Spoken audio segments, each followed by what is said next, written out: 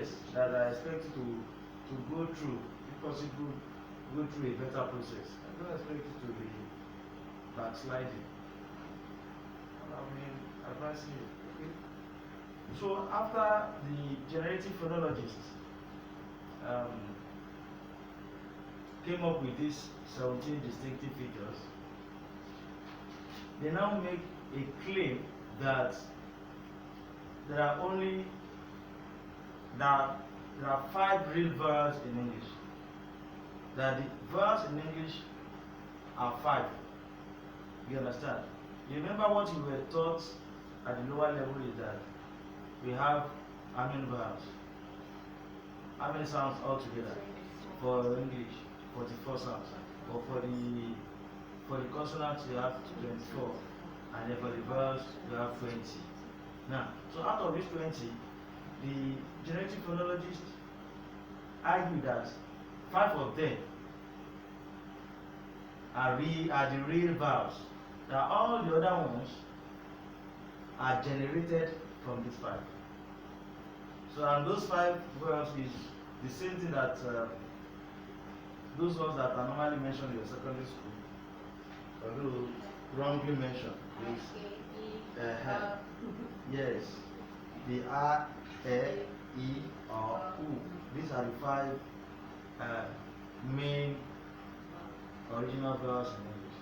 Now all the other 15 were variants derived from this. And those 5 vowels are now placed, remember, yes, they are now placed in a binary to account for their features, their characteristics. So they have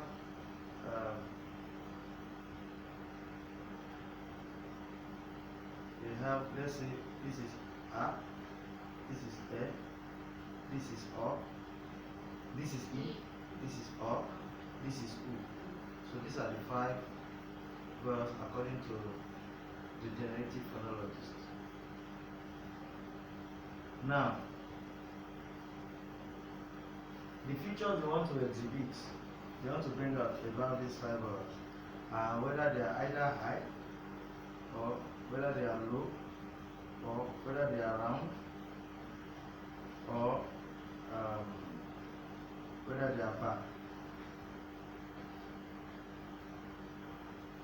So remember we said it at the beginning that if a feature is present, it is represented with a positive symbol. If it is absent, it is represented with a negative symbol. So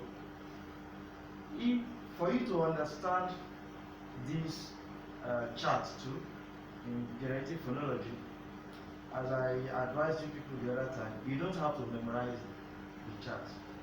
You understand? If you don't memorize the chart, you know, once you understand it, it will not matter how you arrange this. You may start with back, round, low, high. You may start with air. So it will not matter how you arrange it if you understand the features.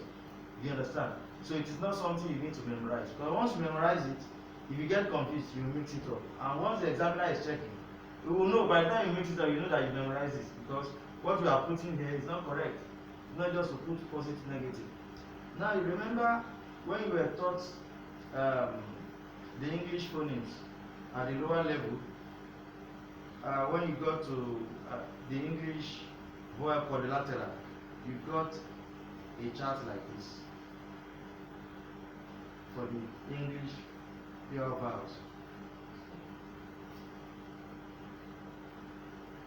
And then you have front here, you have central here, and then you have back here. Then you have high here, then you have mid-high here, then you have low here, and you have mid-low here. Now, all the vowel sounds found here are examples of bad vowels. Do you understand? And if a vowel